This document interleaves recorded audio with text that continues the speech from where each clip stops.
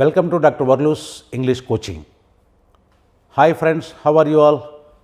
I hope you are all doing well. మనం ఈ వీడియోలో మైట్ MIGHT మైట్ గురించి తెలుసుకుందాం. ఇది కూడా మోడల్ వర్బే. మోడల్ అంటే మన మూడ్, మన యాటిట్యూడ్ని తెలియజేసే వర్బ్ని మోడల్ వర్బ్ అంటాం. అంటే మనకు రెండు స్పెల్లింగ్లు ఉన్నాయండి. MODEL మోడల్ అంటే అది నమూనా, మాదిరి. మోడల్ పేపర్ అన్నాం అనుకోండి MODEL వాడాలి. మోడల్ వర్బ్ అన్నారనుకోండి MODAL మోడల్. మోడల్ అంటే ఆఫ్ మూడ్, మన మూడు అంటే మన యాటిట్యూడ్, మన దృక్పథాన్ని తెలియజేసేది. ఒక విషయం పట్ల ఒక్కొక్క వ్యక్తికి ఒక్కో రకమైన దృక్పథం ఉంటుంది. ఆ దృక్పథాన్ని తెలియజేయడానికి మనం ఈ మోడల్ వర్బ్స్ని వాడతాం. ఇప్పుడు ఒక అతను అనొచ్చు, ఈ విల్ కమ్ హియర్ టుమారో అంటాడు. అతను రేపు ఇక్కడికి వస్తాడు. అతను నమ్ముతున్నాడు వస్తాడని. మీరు ఈ మే కమ్ హియర్ టుమారో అనొచ్చు. అంటే ఖచ్చితంగా వస్తాడని మీరు నమ్మట్లే, అతను రావచ్చు అంటారు. ఇంకొకళ్ళు ఈ షుడ్ కమ్ హియర్ టుమారో అనొచ్చు. అతడు రేపు ఇక్కడికి రావాలి. ఎందుకు రాడు? అతడు రేపు రావాల్సిన అవసరం ఉంది, బాధ్యత ఉంది. ఈ షుడ్ కమ్ హియర్ టుమారో. ఇంకొకళ్ళు యాటిట్యూడ్, అతను వచ్చి తీరాలి. ఎవరి కోసం వస్తాడు? పనివాడిదే కదా.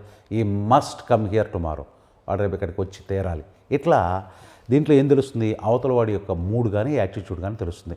అతని ఈ పదం ఏది షుడ్ వాడా, కెన్ వాడా, కుడ్ వాడా, మస్ట్ వాడా, ఏది వాడాడు అనే దాన్ని బట్టి అతని మూడ్ లేదా యాటిట్యూడ్, దృక్పథం, ఒక విషయం పట్ల లేదా ఒక పని పట్ల అతనికి ఉన్న దృక్పథం మనకు తెలుస్తుంది. అందుకనే ఈ వర్బ్స్ ఏది shall, should, ought to, will, would, can, could, may, might, must, ఈ 10 వర్బ్స్ని ఏమంటారు ఇంగ్లీష్లో? మోడల్ వర్బ్స్ అంటారు. అంటే మన యాటిట్యూడ్ని తెలియజేయడానికి వీటిని వాడతాం కాబట్టి. సో ఈరోజు మనం ఇంతకుముందు వీడియోల్లో షెల్ గురించి, షుడ్ గురించి, ఆట్ టు గురించి, మే గురించి తెలుసుకున్నాం కదా. ఈరోజు మైట్ గురించి తెలుసుకుందాం. MIGHT might. ఈ మైట్ ఒక యూసేజ్ ఏమిటంటే ఇది possibility in the present or future. ఇప్పుడు కానీ భవిష్యత్తులో కానీ ఒక పని జరిగే అవకాశం ఉంది, జరగవచ్చు అని చెప్పడం. మే లాగానే అనమాట. మే కూడా ఉంది కదా. ఇప్పుడు కొన్ని ఎగ్జాంపుల్ చూడండి. She might come here tomorrow, ఆమె రేపు ఇక్కడికి రావచ్చు. She may come here tomorrow అన్నా కూడా ఆమె రేపు ఇక్కడికి రావచ్చు అని. అయితే మైట్ రాస్తే కాస్త పాసిబిలిటీ తక్కువ ఉన్నట్టు, మే రాస్తే కాస్త పాసిబిలిటీ ఎక్కువ ఉన్నట్టు. అర్థం, తెలుగు అర్థం చూస్తే రెండింటికి ఒకటే. She may come here tomorrow అన్నా, she might come here tomorrow అన్నా ఒకటే. ఆమె రేపు ఇక్కడికి రావచ్చు. వాళ్ళు ఇప్పుడు అతన్ని కలవచ్చు. They may meet him tomorrow అన్న, they might meet him tomorrow అన్న ఒకటే. వాళ్ళు ఇప్పుడు అదే మైట్ రాస్తే ఛాన్సు కాస్త తక్కువ ఉన్నట్టు, మే రాస్తే ఛాన్స్ కాస్త ఎక్కువ ఉన్నట్టు. They may meet him tomorrow అన్న, they might meet him tomorrow అన్న ఒకటే. రేపు వాళ్ళు అతన్ని కలవచ్చు అని. సో వాళ్ళు మ్యాచ్ గెలవచ్చు అన్నాం అనుకోండి, they might win the match, they might win the match. మీరు కావాలంటే they may win the match అని కూడా అనొచ్చు. మే వాడారంటే ఛాన్స్ ఎక్కువ ఉన్నట్టు, మైట్ రాస్తే ఛాన్స్ కాస్త తక్కువ ఉన్నట్టు. They might win the match, వాళ్ళ మ్యాచ్ గెలవచ్చు. వాళ్ళు ఇక్కడ రేపు క్రికెట్ ఆడొచ్చు. They may play cricket here tomorrow అనొచ్చు. లేదంటే they might play cricket here tomorrow.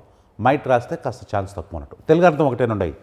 They may play cricket here tomorrow అన్న, they might play cricket here tomorrow అన్న సేమ్ మీనింగ్ ఒకటే. మీనింగ్లో తేడా ఏమీ ఉండదు. టెక్నికల్గా మాట్లాడాలంటే దానికి దీనికి తేడా ఏమిటంటే మైట్ రాస్తే కాస్త ఛాన్స్ తక్కువ ఉన్నట్టు, మే రాస్తే కాస్త ఛాన్సు ఎక్కువ ఉన్నట్టు. మనం దీన్ని తూకం వేసి ఎంత ఎక్కువ ఎంత తక్కువ అని చెప్పలేము. టెక్నికల్లీ స్పీకింగ్ అది మామూలుగా మీరు యూసేజ్లో అంటే రోజు వాడేటప్పుడు మీ ఇష్టం. మీరు మే కావాలంటే మే వాడుకోండి, మైట్ కావాలంటే మైట్ వాడుకోండి. ఏది ఒక పని జరగవచ్చు అని చెప్పేటప్పుడు. అది రేపు మొదలవచ్చు. It might start tomorrow, it might start tomorrow. వాళ్ళు అతన్ని హింసించవచ్చు.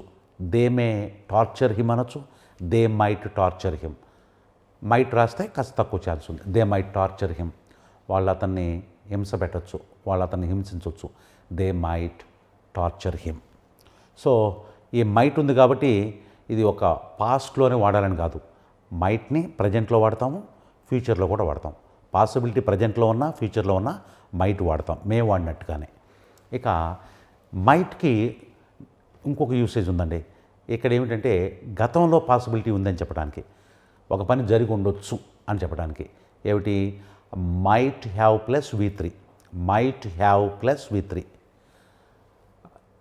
ఏది? వాళ్ళు నిన్న ఇక్కడికి వచ్చి ఉండొచ్చు, they might have come here yesterday. వాళ్ళు నిన్న ఢిల్లీ వెళ్ళి ఉండొచ్చు, they might have gone to Delhi yesterday. వాళ్ళు నిన్న సీఎంని కలిసి ఉండొచ్చు, they might have met the CM yesterday.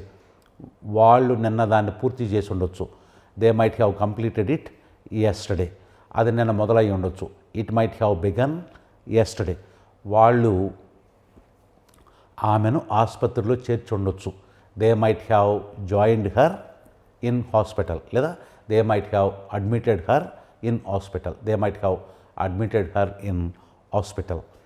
వాడికి ఆ ఉద్యోగం వచ్చి ఉండొచ్చు, he might have got that job, he might have got that job. వీటన్నిటికీ మే కూడా వాడచ్చు. ఇక్కడ మైట్ ప్లేస్లో మే కూడా వాడచ్చు. ఈ might have got that job అనొచ్చు, ఈ may have got that job అనొచ్చు. ఈ may have got that job అంటే కాస్త ఛాన్స్ ఎక్కువ ఉంది, అదే ఈ might have got that job అంటే కాస్త ఛాన్స్ తక్కువ ఉంది. అతనికి ఆ ఉద్యోగం వచ్చి ఉండొచ్చు. ఇది possibility in the past. Past గురించి, అయిపోయిన పనుల గురించి మనం మాట్లాడుకుంటున్నాం. They might have they might have vacated that house, వాళ్ళు ఆ ఇల్లు ఖాళీ చేసి ఉండొచ్చు అనొచ్చు. లేదా they may have vacated that house అని కూడా అనొచ్చు, they may have vacated that house అని కూడా అనొచ్చు. They might have vacated that house, వాళ్ళు ఆ ఇల్లు ఖాళీ చేసి ఉండొచ్చు. ఆమె నిన్న ఒక కారు కొని ఉండొచ్చు, she might have bought a car yesterday అనొచ్చు. లేదా she may have bought a car yesterday అనొచ్చు. వాళ్ళు పోయిన సంవత్సరం ఒక ఇల్లు కట్టి ఉండొచ్చు, they might have built a house last year అనొచ్చు. లేదా they may have built a house last year అనొచ్చు. అది ఆగిపోయి ఉండొచ్చు, ఇట్ మే హ్యావ్ స్టాప్డ్ అనొచ్చు, ఇట్ మైట్ హ్యావ్ స్టాప్డ్ అనొచ్చు. ఇట్ మే హ్యావ్ స్టాప్డ్ లేదా ఇట్ మైట్ హ్యావ్ స్టాప్డ్, అది ఆగిపోయి ఉండొచ్చు. అతడు ఆమెను పెళ్లి చేసుకుని ఉండొచ్చు, he might have married her లేదా ఈ మే హ్యావ్ మ్యారీడ్ హర్. నేను దాన్ని రవి వాళ్ళ ఇంట్లో మర్చిపోయి ఉండొచ్చు, I might have forgotten it at Ravi's home. లేదంటే మే కూడా వాడుకోవచ్చు, I may have forgotten it at Ravi's home.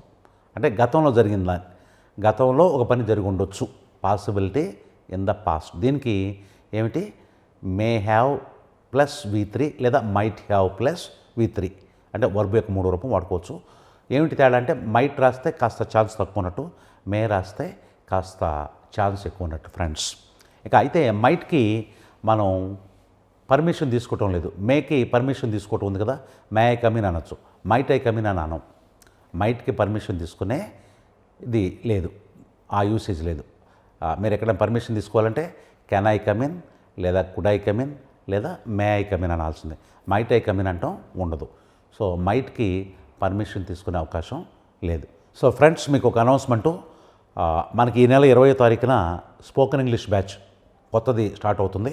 Night evening 8 to 9 ఉంటుంది, రోజు ఒక గంట ఉంటుంది, వీక్లీ 5 days ఉంటుంది. సాటర్డే సండే మీకు హోంవర్క్ చేసుకోవడానికి హాలిడేస్ ఉంటాయి. సో మీకు ఈ కోర్స్ మొత్తం కూడా 100% నేనే స్వయంగా టీచ్ చేయటం ఉంటుంది. మీరు తొందరగా ఇంగ్లీష్ నేర్చుకోవాలనుకుంటే మీరు ఆ బ్యాచ్లో జాయిన్ అవ్వచ్చు. సో మోర్ డీటెయిల్స్కి ఈ వీడియోలో ఉన్నటువంటి ఫోన్ నెంబర్ని కాంటాక్ట్ చేయండి. Thank you friends, thank you very much for watching the video.